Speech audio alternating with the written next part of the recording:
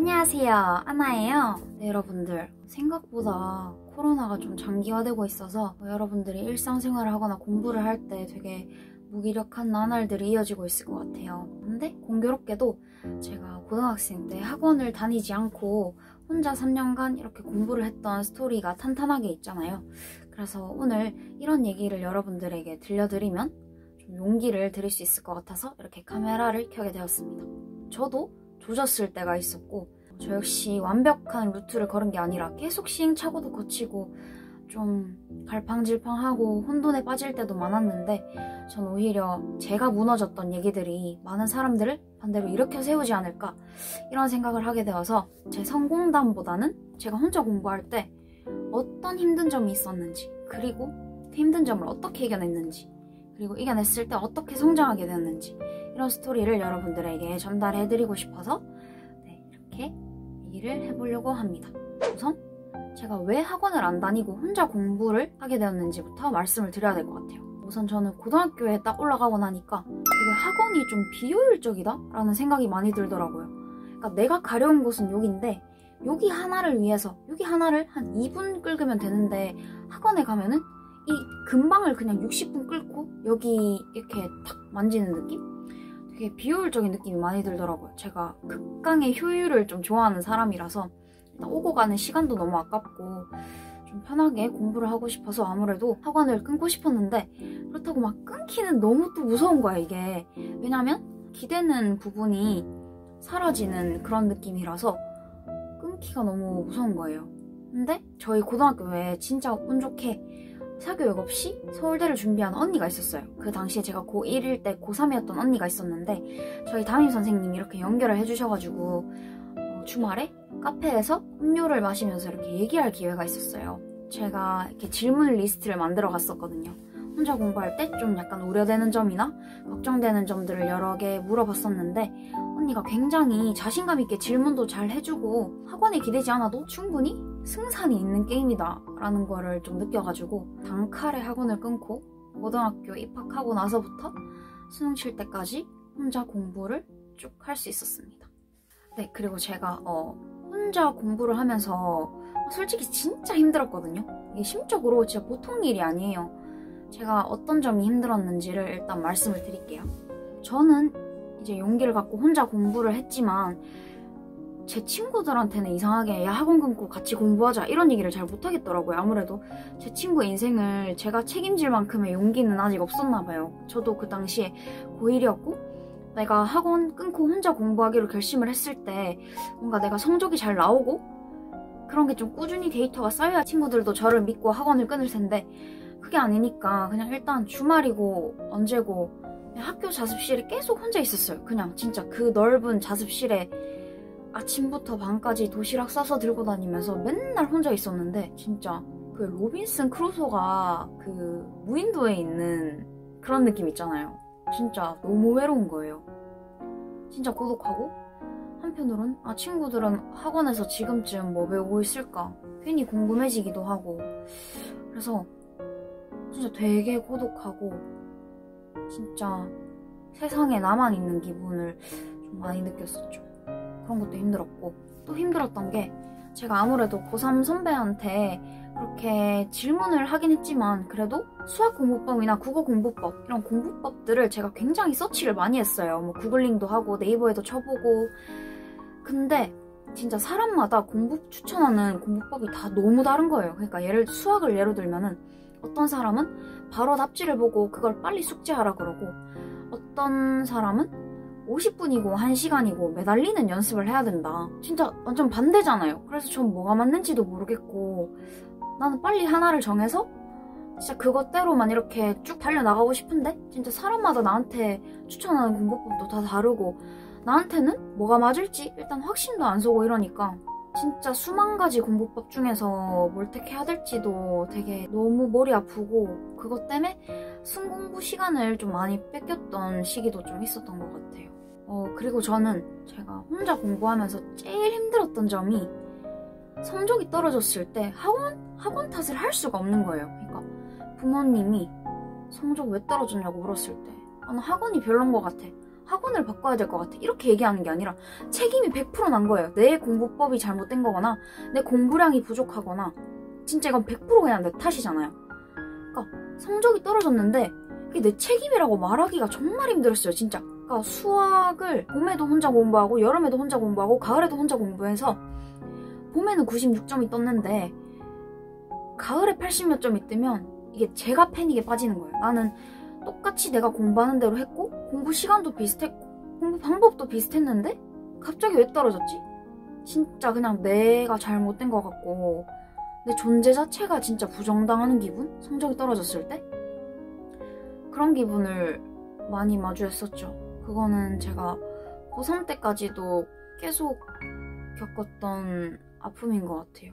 그걸 어떻게 이겨냈는지도 여러분들한테 들려드리고 싶어서 우선 첫 번째, 혼자 있을 때 너무 외롭다고 했잖아요. 좀 지켜보는 사람도 없고 이러니까 좀 의지도 나약해질 때가 많았단 말이에요. 저는 그럴 때 어떻게 생각을 했냐면 서울대학교 입학사정관님이 제 자리 뒤에서 나를 이렇게 24시간 일거수일투족을 지켜보고 있다. 좀 무섭고 잔인하기도 하지만 진짜 저는 그렇게 생각했어요. 저는 면접 가서 야부리 털어서 합격할 생각은 진짜 추호도 없었거든요. 그냥 내 일상생활 그냥 입학사정관님이 내 밥 먹는 시간, 자는 시간 빼고 다 지켜봐도 진짜 떳떳할 정도로 내 살을 보내면은 진짜 적어도 난 후회는 없겠지 이렇게 생각을 하고 혼자가 있어도 항상 뒤에 감시자가 있다고 생각을 했거든요. 그게 굉장히 저를 좀 이렇게 다잡아줬던 것 같아요. 그래서 여러분들도 자습을 할 때 상상력을 많이 이용하면 도움이 많이 될 것 같습니다. 그리고 제가 공부법이 너무 많아서 갈팡질팡 된다고 했잖아요. 저는 안 해보고 계속 이렇게 고민할 바에야 하루에 15시간을 공부 시간으로 잡아버리고 내가 모든 수학 공부법을 그냥 다 트라이를 해보자.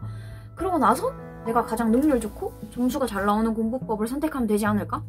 이렇게 생각이 들어서 저는 바로 뭔가 모르는 문제가 있을 때 바로 답지를 보기도 하고 1시간이든 몇 시간이든 진짜 시간을 오래 투자해서 공부를 했던 적도 있었거든요.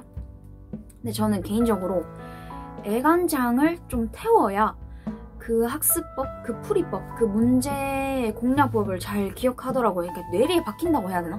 그래서 저는 바로 답지를 봤을 때 내가 이걸 아무리 필사를 해도 전혀 기억에 남지 않는데 내가 진짜 너무 답답하고 너무 몰라서 미치겠고 이 미치겠는 과정을 한 30분? 1시간을 겪으니까 답지를 봤을 때마다 진짜 광명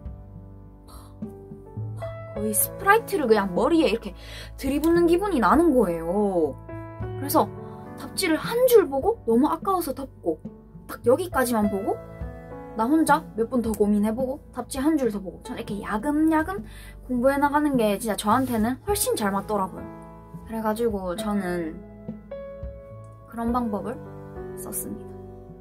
저는 오히려 그래서 주말에 저는 항상 좀 시간을 두고 진짜 초고난이도 문제는 1시간 가까이 매달려보는 그런 시간을 고등학교 1학년 때부터 고등학교 3학년 때까지 쭉 가졌던 것 같아요. 왜냐면은 뭐 주말에 솔직히 그냥 허투루 보내거나 평일에 허투루 보내는 시간만 좀 모아도 한두 시간은 그냥 확보할 수 있거든요. 그래서 그 한두 시간을 잘 확보해서 고난이도에 매달리는데 한번 써보자.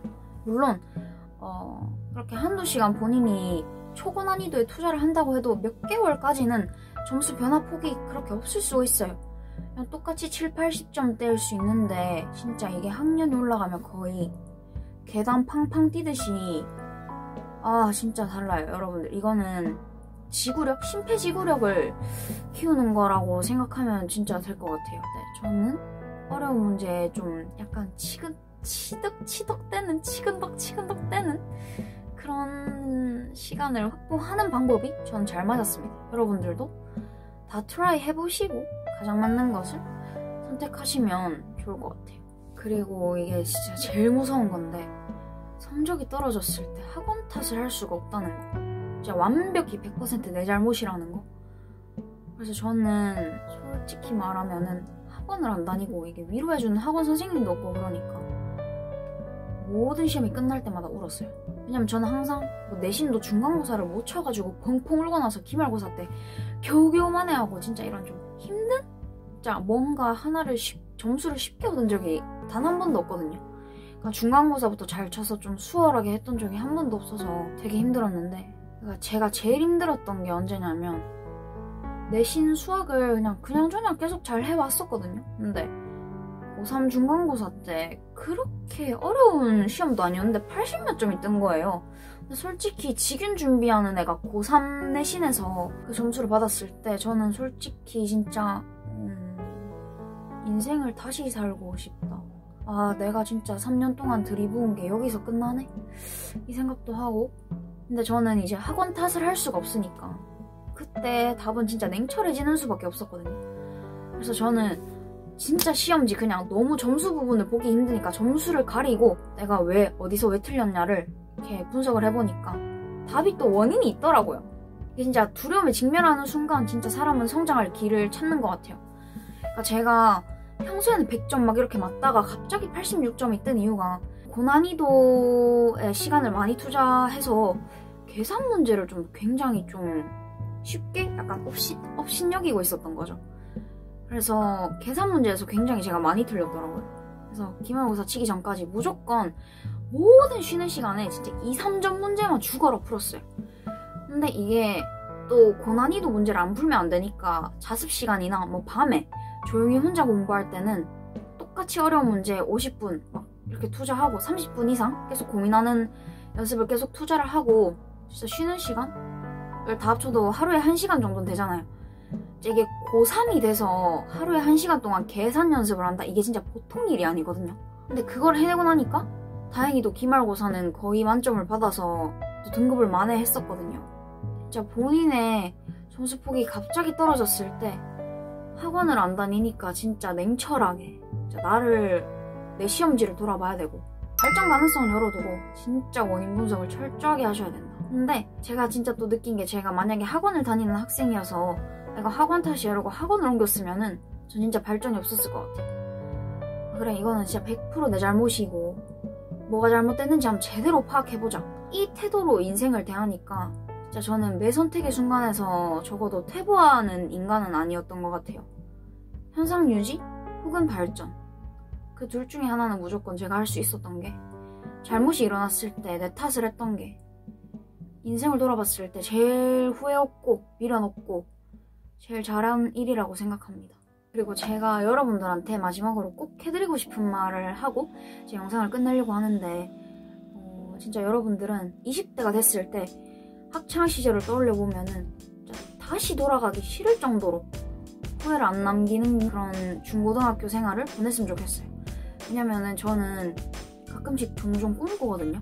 제가 고3으로 다시 돌아가서 입시를 다시 해야 된대요. 그럼 저는 진짜 청천벽력 같아요. 너무 지독하게 했고, 심지어 얼만큼 지독하게 해서 돌아가기가 싫냐면 그 꿈에서 깨어나서 내가 지금 23살인 나임을 다시 현실을 딱 느꼈을 때 너무 감사한 거예요, 진짜.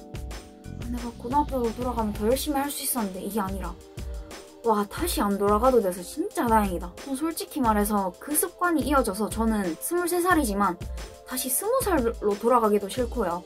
21살로 돌아가기도 싫고 22살 때로 돌아가기도 싫어요. 왜냐면 더 최선을 못 다할 것 같아요.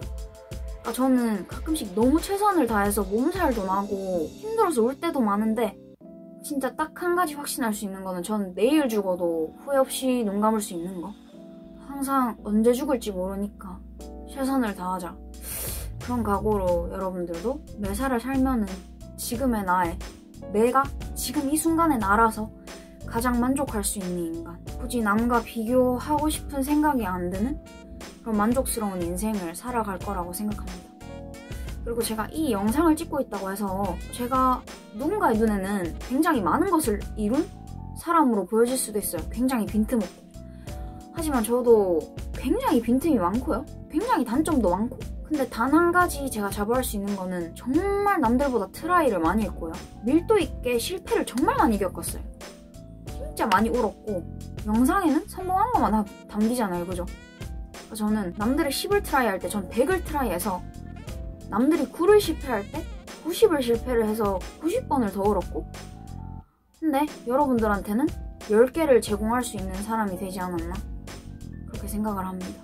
그래서 제가 매번 영상을 찍을 때마다 진짜 진짜 여러분들한테 전하고 싶은 에너지가 뭐냐면 용기이고, 나도 하는데 진짜 이 아무것도 아닌 뽀시래기 나도 하는데 여러분들도 진짜 무조건 할 수 있다, 진짜로.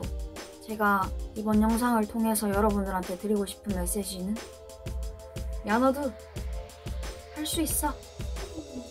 네, 이거였습니다. 진짜 여러분 너무 할 수 있고요. 소위 말하는 싹가는, 오늘 영상도 도움이 많이 되셨으면 좋겠고, 우리가 될 수 있는 최고의 버전의 나 자신이 되도록 해봅시다. 한 번 사는 인생 끝장 보자.